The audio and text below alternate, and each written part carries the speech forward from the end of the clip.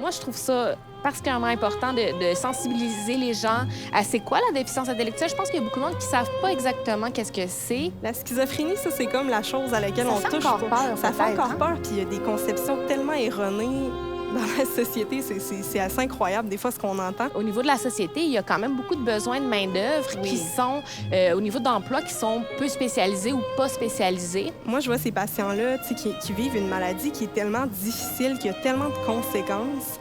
Mais en plus de vivre cette maladie-là, il faut qu'ils portent le fardeau de tous les stéréotypes qu'on leur donne. Les employés qui ont une déficience intellectuelle sont des employés très loyaux, à l'heure, fidèles. Il y a beaucoup de belles qualités qui sont à faire ressortir à ce niveau-là.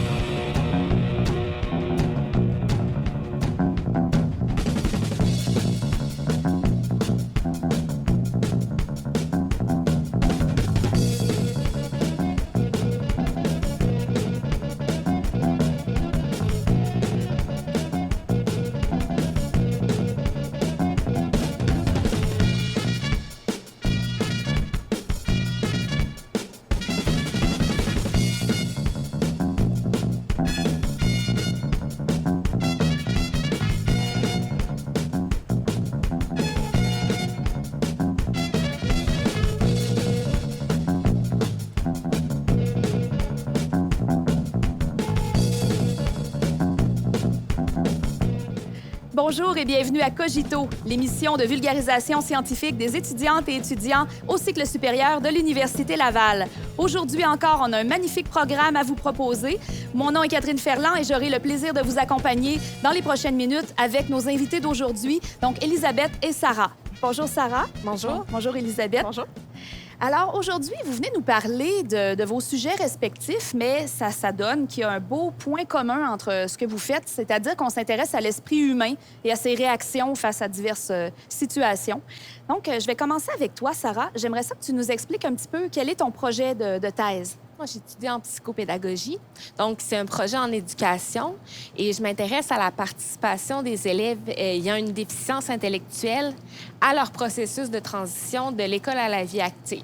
Donc, des élèves qui ont entre 18 et 21 ans et qui ont une déficience intellectuelle légère à moyenne. Donc, c'est vraiment ce moment-là crucial Oui. où on quitte le monde un peu sécurisant de l'école pour un monde un peu Exactement, plus... c'est ça. Moi, je me suis intéressée à la période juste avant qu'ils quittent l'école à 21 ans parce que les élèves handicapés peuvent étudier jusqu'à 21 ans. C'est de voir, dans le fond, c'est quoi leur point de vue sur ce processus-là, puis aussi d'aller chercher le point de vue de leur entourage, leurs parents, leurs intervenants scolaires, pour aussi décrire leur participation à ce processus-là, comment ils peuvent participer, comment ils peuvent s'impliquer là-dedans. Et toi, de ton côté, Élisabeth, comment tu peux nous parler de ton sujet, nous le présenter? Je suis étudiante en psychologie, puis je fais une spécialisation en neuropsychologie. Puis je travaille plus particulièrement avec les personnes qui sont atteintes de schizophrénie. Je m'intéresse plus spécifiquement aux déficits cognitifs. Quand on parle de la cognition, on parle de tout ce qui est mémoire, attention. Fait qu'être capable de se souvenir, d'aller récupérer de l'information, être capable de bien raisonner, être capable de régler des problèmes, de porter son attention de façon efficace. Donc, c'est comme tout cet ensemble de fonctions-là qu'on appelle un peu, souvent on y réfère un peu comme les capacités intellectuelles. Donc, moi, je veux comprendre plus la relation entre ces fonctions-là puis la cognition sociale qui va comprendre plein de fonctions comme reconnaître les émotions sur le visage ou dans l'intonation de la voix. Puis plus spécifiquement, moi, je m'intéresse à la théorie de l'esprit. Ça, c'est être capable de comprendre, dans le fond, les intentions, les émotions, donc comprendre les autres autour de nous, finalement. On s'est rendu compte qu'il y avait de comme 40 à 80 de la variance des difficultés de fonctionnement schizophrénique qui s'explique par les déficits cognitifs. Oh, c'est fait qu'on parle, on parle de difficultés tant au niveau socio-professionnel que dans la capacité à établir des relations significatives, à fonctionner même avec la caissière au dépanneur. Donc, dans le fond, c'est sûr que c'est vraiment une cible de traitement qui est super importante. Donc, c'est ce que j'essaie d'améliorer finalement. Sarah, j'aimerais ça que tu nous expliques, quand il est question de déficience légère, à quoi ça réfère exactement? De façon générale, ce qu'on peut dire, c'est qu'il y a à peu près 85 de la population qui a une déficience intellectuelle, dont la déficience est légère. Donc, c'est vraiment une majorité, n'est-ce pas? Et puis, on n'utilise pas nécessairement les termes légers en dehors de la recherche pour classifier les gens, parce que maintenant, ce qu'on regarde surtout, c'est que bon, il va y avoir un retard au niveau du développement intellectuel, mais on regarde aussi beaucoup les difficultés d'adaptation de la personne dans différents domaines. Donc, le terme légère, moyenne, c'est pas utilisé tout le temps parce le soutien va être offert en fonction des besoins dans différents domaines d'adaptation. Donc, c'est ce que je voulais préciser. Mais ce qu'on sait, c'est qu'une personne qui a une déficience intellectuelle légère, avec un bon soutien, peut vraiment avoir une vie quasi autonome. Mais évidemment que ça prend des bonnes conditions et tout, mais il y a quand même des bonnes possibilités pour eux. Comment tu pourrais nous expliquer qu'est-ce que c'est la schizophrénie? De façon générale, ce qu'il faut retenir, c'est que la schizophrénie, c'est un diagnostic qui est extrêmement hétérogène. Donc, deux personnes qui ont le même diagnostic peuvent être complètement différentes. Donc, ça peut aussi contribuer au manque de compréhension, disons, de la population générale sur ce diagnostic-là. Mais en schizophrénie, dans le fond, on a des symptômes qu'on appelle cliniques qui vont comprendre notamment là, des symptômes positifs et négatifs. Donc, les symptômes positifs se surajoutent, disons, au fonctionnement normal. Fait que c'est là qu'on va parler, par exemple, d'hallucinations, d'idées délirantes, là, qui sont des idées qui sont très, très investies puis inébranlables, disons. Puis de l'autre côté, on a des profils qui sont un peu plus négatifs. Donc là, c'est comme on soustrait une composante, disons, au fonctionnement normal. Donc, on va parler, par exemple, d'un manque de motivation qui caractérise beaucoup les personnes atteintes de schizophrénie. C'est vraiment difficile pour eux là, de se mettre en action. Beaucoup un retrait social, un manque d'intérêt, des fois aussi pour les relations sociales. Donc, il y a toute cette composante-là plus clinique dont on parle beaucoup. Mais dans les dernières décennies, on s'est intéressé beaucoup plus au fonctionnement cognitif.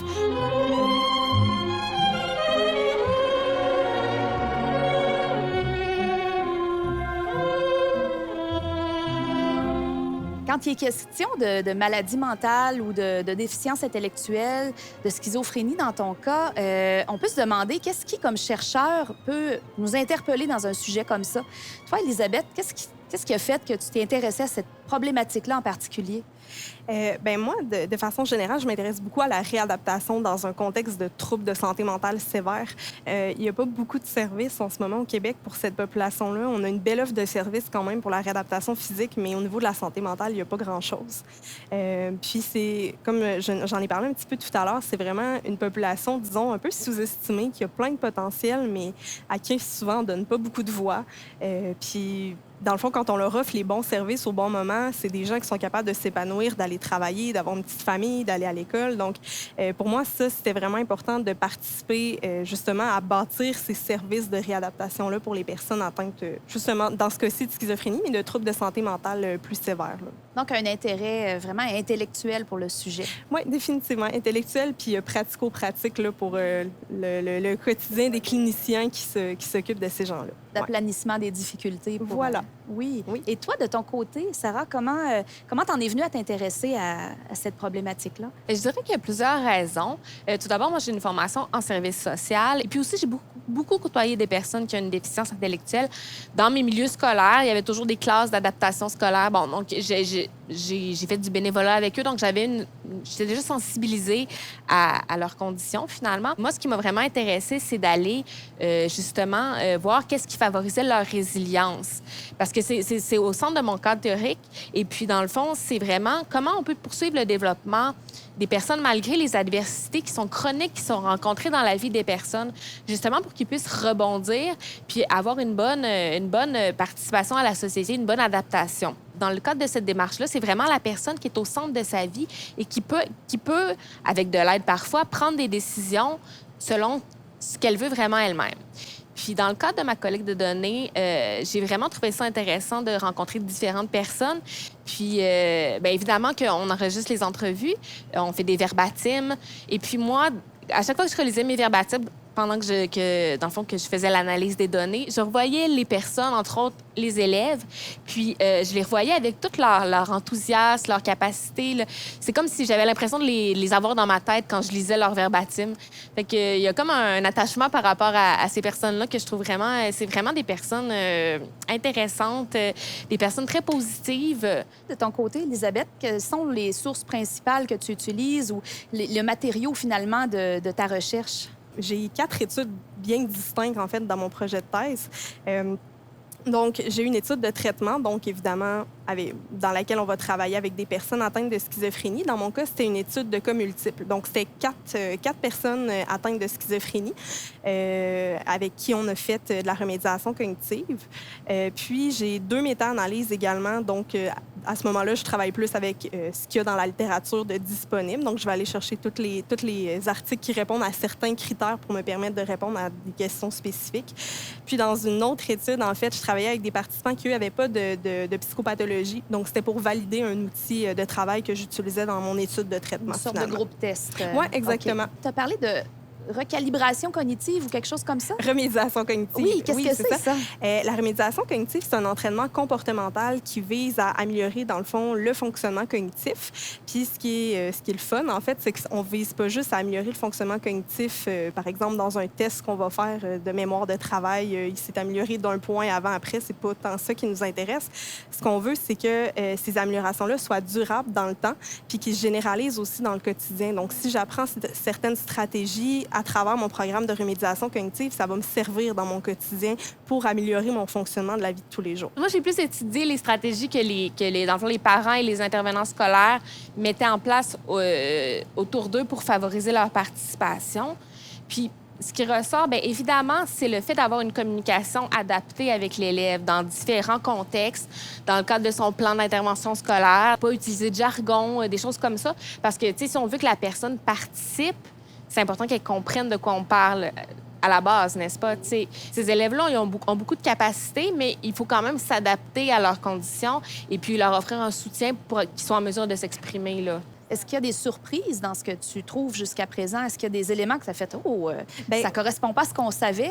Ou... Bien, oui, en fait, parce que moi, plus spécifiquement, ce qui m'intéresse, c'est de comprendre la relation entre, justement, les fonctions cognitives non sociales, comme je vous disais tout à l'heure, mémoire, attention, et la théorie de l'esprit. Parce qu'on pense qu'il y a une contribution importante des fonctions cognitives non sociales à cette fonction-là, mais on comprend pas pourquoi. En fait, dans la littérature, il y avait différentes hypothèses qui nous proposait qu'il y aurait certaines fonctions qui seraient associées plus fortement, qui seraient plus importantes à traiter pour améliorer la théorie de l'esprit. Alors que dans mon étude de cas multiples, ce qu'on s'est rendu compte, c'est que c'était pas vraiment ça. C'était plus quand on venait améliorer les déficits cognitifs de chacun, en fait. Donc, si quelqu'un avait des problèmes attentionnels importants avant de commencer, bien, c'est en venant améliorer ces fonctions spécifiques-là qu'on améliorait la théorie de l'esprit. Puis, moi, la façon que je le conceptualisais, c'est un peu comme si la cognition non sociale, c'est une espèce de base nécessaire. Fait qu'il faut la renforcer pour, après ça, que la théorie de l'esprit puisse fonctionner. Fait qu'un peu, je l'utilise souvent, là, mais un peu comme les fondations d'une maison qui ont besoin d'être solides pour que le reste de la structure fonctionne bien, finalement. Fait que ça allait un petit peu à l'encontre de ce qu'on voyait dans la littérature qui nous disait probablement que telle ou telle fonction est plus importante, alors que ce qu'on voit, c'est pas tant ça. C'est juste qu'il faut vraiment adapter nos interventions à chaque personne, donc personnaliser les traitements. Et toi, de ton côté, Sarah, est-ce qu'il y a dans tes résultats préliminaires ou même en cours des éléments qui t'ont surpris par rapport à ce que tu t'attendais? Globalement, non. Mais une chose qui est vraiment ressortie, qui n'était pas nécessairement un aspect que j'allais investiguer, c'est vraiment la difficulté des élèves à exprimer leur point de vue avec une personne non familière.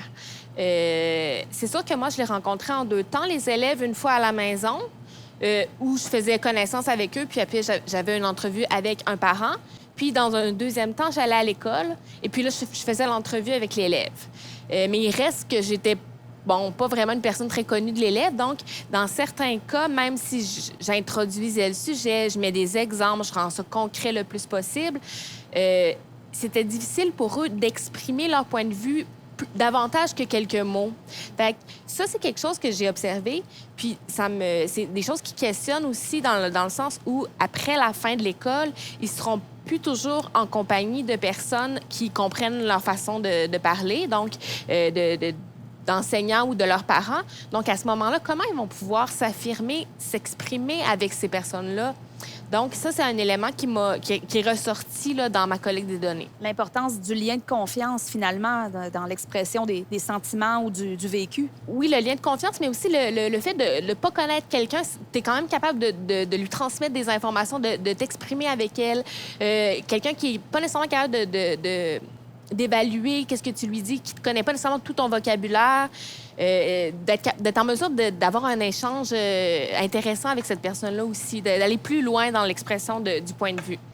Dirais-tu, Sarah, dans ce que tu as observé, qu'il y a à certains moments, quand le cadre est bien installé, une appropriation par les élèves de ce qui est mis en place pour les aider? Est-ce que tu sens qu'ils interagissent avec ces idées-là qui leur sont amenées pour finalement favoriser leur transition vers le milieu professionnel? Bien, tout à fait. En fait, ce qu'on sait de l'apprentissage des élèves qui ont une déficience intellectuelle, c'est premièrement qu'ils ont besoin d'apprendre en contexte. Donc, de faire des stages dans un milieu. Puis quand on leur parle aussi, de leur donner des exemples concrets, parce que tout ce qui est abstrait, c'est difficile à comprendre. Puis deuxièmement, consolider les apprentissages. Donc, faire un exercice répété des mêmes apprentissages. Puis à ce moment-là, on observe que justement, les élèves sont en mesure de s'approprier des choses puis de justement les mettre en place de manière plus autonome. Ils anticipent un petit peu, oui, c'est ça. D'une certaine façon. Mais ça demande vraiment une pratique là, répétée, en contexte. Souvent, on a l'impression, peut-être dans une perspective un peu utilitariste, je ne sais pas si c'est le bon terme, mais que les personnes handicapées intellectuellement devraient, pour s'épanouir, avoir un travail, avoir une sorte d'utilité sociale. Oui. Puis, est-ce que ça a une influence dans ce que tu observes? Est-ce que c'est indispensable, finalement, à ces gens-là de travailler? Bien, mon sujet de recherche n'est pas principalement là-dessus. Moi, quand je parle de vie active, ça peut être vraiment une panoplie de choses en fonction de ce que la personne désire. Ça peut être un emploi à temps plein, temps partiel, un emploi subventionné, des loisirs, des activités communautaires, du bénévolat, donc, etc. C'est vraiment en fonction de ce que la personne veut faire de sa vie. Donc, si c'est un emploi dont elle a envie dans un domaine en particulier, bien, l'idéal pour commencer, c'est de faire des stages pour avoir une expérience. C'est comme tout le monde, dans le fond. C'est pas différent de déficience intellectuelle. Mais encore une fois, je reviens toujours sur qu'est-ce que la personne désire elle-même dans la vie active. Est-ce que c'est un emploi? Oui. Est-ce qu'elle est rendue là? Non.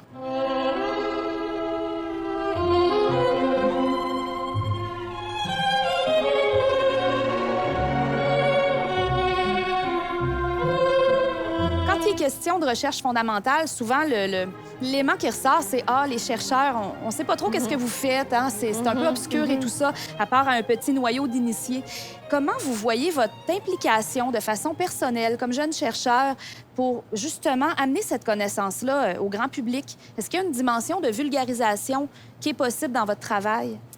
Bien, moi, je pense que de par la nature de mon projet, oui. En fait, j'ai une thèse qui est à la fois très fondamentale, mais aussi très clinique. Donc, c'est sûr que moi, au niveau, mettons, du public qui est tout clinicien, c'est sûr qu'il y a vraiment, une facilité pour moi là, d'avoir leur attention, disons. Parce que c'est sûr que c'est souvent... tu sais, il n'y a pas beaucoup d'outils pour évaluer la cognition sociale en français. Il n'y a pas beaucoup d'interventions. Fait que pour moi, c'est quand même facile de pouvoir partager mes connaissances à ce niveau-là. Mais moi, je pense que c'est important, en fait, de pouvoir participer à différents congrès, différentes conférences pour pouvoir en parler un petit peu plus ou essayer d'approcher les milieux cliniques aussi pour être capable de rejoindre les personnes qui utilisent ces connaissances-là d'abord. Et toi, de ton côté, Sarah, comment tu vois ça? Je dirais que la recherche que je fais ou auquel je collabore justement avec ma directrice de recherche, souvent va interpeller des intervenants scolaires ou des intervenants en centre de réadaptation en déficience intellectuelle. Bon, ça a changé de nom, mais donc, par ce fait-là, souvent, bien, on va aller justement à la fin de la recherche présenter nos données aux personnes qui ont contribué à notre recherche. Donc, on va aller directement dans les milieux, leur en parler pour justement qu'ils puissent, après ça, se l'approprier et puis mettre en place des stratégies ou en tout cas... Il y a un transfert de connaissances. Exactement. Ah, c'est bien. Oui, tout à fait. Donc, c'est de par la nature des projets de recherche qui sont quand même très près des milieux de pratique, je pense qu'il y a une possibilité de transmettre beaucoup de choses. Puis, sinon, au public en général, moi, je trouve ça particulièrement important de sensibiliser les gens à c'est quoi la déficience intellectuelle. Je pense qu'il y a beaucoup de monde qui ne savent pas exactement qu'est-ce que c'est. Il y a eu tout un historique par rapport à l'institutionnalisation, qui était justement dans des institutions avec des personnes qui ont des problèmes de santé mentale, maladies mentales. Et puis les gens, il y a eu un mélange avec ça. Là. Il y a des gens qui, encore aujourd'hui, malgré que ça s'est terminé dans les années 70-80, ils ont encore l'impression que c'est la même chose, alors que c'est pas la même chose. Il peut y avoir des problèmes de santé mentale en déficience intellectuelle, là, mais c'est pas la même chose du tout. C'est une condition, la déficience intellectuelle. Là. Donc, de sensibiliser le public, puis de sensibiliser aussi au fait que ces jeunes-là ont des capacités, puis qui peuvent justement contribuer à la société. Mais il faut souvent les employeurs, les gens ont des craintes par rapport à ça, mais dès qu'ils ont rencontré quelqu'un, ils se sont souvent attachés à cette personne-là, puis ils sont ouverts par la suite. Fait que des fois, c'est d'aller directement en contact avec les gens, ça permet d'ouvrir les esprits. Hein. Quelles seraient les approches actuelles en schizophrénie? Avant, on parlait beaucoup en termes de modèle médical, où on n'a pas de maladie si on n'a pas de symptômes, puis où on a une maladie si on a des symptômes. Mais en schizophrénie, c'est un peu compliqué parce que ça arrive souvent qu'il va y avoir des petits symptômes résiduels qui vont rester, mais ça ne veut pas dire que la personne n'est pas capable de fonctionner. Fait que c'est pour ça qu'on est beaucoup passé à un paradigme de rétablissement où est-ce que, justement, on met la personne au centre de l'intervention. On regarde, bon, ben c'est quoi, en ce moment, qui est réaliste comme projet? Comment on fait pour y arriver ensemble? Puis comment on fait pour pallier aux difficultés qui restent puis éventuellement progresser là-dedans? Fait que nous, on veut juste que la personne soit bien, qu'elle rencontre ses objectifs puis qu'elle fonctionne bien, finalement. C'est comme une façon de désensibiliser par rapport à l'anxiété que ça peut générer, justement, de tenir un agenda ou d'avoir des interactions sociales. Bien oui, puis tu sais, c'est aussi l'occasion de discuter, bien OK, moi, mettons un agenda papier, je suis pas bien là-dedans ou je pense pas y regarder. OK, bien c'est quoi les outils qui existent d'autres qui, toi, marcheraient bien pour toi comme personne? Fait que tu sais, quand on parlait, là, vraiment personnaliser les interventions puis la personne au centre de l'intervention, c'est vraiment ça. Fait que c'est un programme qui permet beaucoup de faire ça. Fait que c'est super. Ça lui permet de se connaître elle-même davantage. Dans les premières conceptions de la schizophrénie, là, il y a longtemps, la cognition était vraiment au centre du diagnostic. Puis peu à peu, on a perdu un peu ça. Puis finalement, on y est revenu. C'est un retour ouais. vers... Ah, bien. Ouais. Mais en même temps, c'est une bonne chose parce qu'on a développé vraiment une bonne compréhension des symptômes cliniques, des traitements de plus en plus efficaces aussi, c'était nécessaire. Mais là, on se rend compte de l'impact vraiment important de la cognition sur le fonctionnement. Donc là, on est comme rendu là. On comprend un peu mieux le portrait clinique puis le portrait cognitif. Maintenant, il faut développer des interventions pour le cognitif. Aujourd'hui, ce qu'on essaie de faire, c'est au lieu de travailler sur les caractéristiques individuelles de la personne, oui, on va travailler là-dessus, évidemment, mais on va aussi aller vraiment voir les caractéristiques de l'environnement. Qu'est-ce qui fait que ça peut être facilitant pour la participation sociale de la personne, qu'elle puisse s'intégrer dans un milieu de travail, dans un milieu communautaire, tout ça. Donc, la responsabilité est portée non seulement par la personne, mais par l'environnement. Donc, parce que tu as bien beau être... super, pouvoir faire des choix, avoir développé plein de choses. Si, de l'autre côté, les gens ne sont pas prêts à t'accueillir, qu'il y a des préjugés, qu'ils ne mettent pas en place des conditions gagnantes, c'est dommage, mais ça va être difficile quand même. Donc, c'est vraiment un aspect à développer encore davantage. Définitivement. Puis souvent, c'est des petits changements tellement tout petits, mais qui font en sorte que ces gens-là vont pouvoir s'intégrer dans un milieu puis, tu sais, contribuer. Tu sais, nous, mettons, en schizophrénie, le désir de, par exemple, retourner à l'école ou avoir un travail, c'est un des désirs les plus exprimés par les personnes atteintes de schizophrénie. Fait que, tu sais, toutes les idées de « ils sont sur le BS » ou « ils veulent pas travailler ». Non, c'est pas ça, là. C'est vraiment... On n'est pas là-dedans, là. Il y a une grande aspiration à s'inscrire dans la société. Puis oui, il y a des symptômes qui bloquent ça, mais tu sais, on peut travailler là-dessus. Mais c'est ça, il faut que les milieux soient ouverts, là. En déficience intellectuelle, souvent, la condition fait que les gens ont besoin d'un soutien tout au long de la vie. Tu sais, ça n'arrête pas un jour, c'est terminé. Par contre, justement, c'est pas nécessairement toujours des choses énormes à mettre en place qui vont faire toute la différence. Des fois, c'est un accompagnateur en milieu de travail qui va venir expliquer certaines choses qui se passent et puis après ça, ça va. Tu sais, mais c'est faire le lien entre la personne et son environnement, finalement. Donc, deux très belles recherches porteuses d'espoir, je trouve. Hein, on est vraiment au cœur de l'être humain puis de la capacité d'adaptation, mais d'acceptation aussi. Je vous remercie beaucoup. Élisabeth, Sarah, ça a été un plaisir de vous rencontrer aujourd'hui pour Cogito. C'est tout pour aujourd'hui à Cogito, l'émission de vulgarisation scientifique des étudiantes et étudiants aux études supérieures de l'Université Laval. J'espère que vous avez apprécié. Retrouvez-nous pour les prochaines émissions et vous pouvez en tout temps revisionner les épisodes précédents ou même les saisons précédentes qui se trouvent toutes sur YouTube. Au plaisir, au revoir.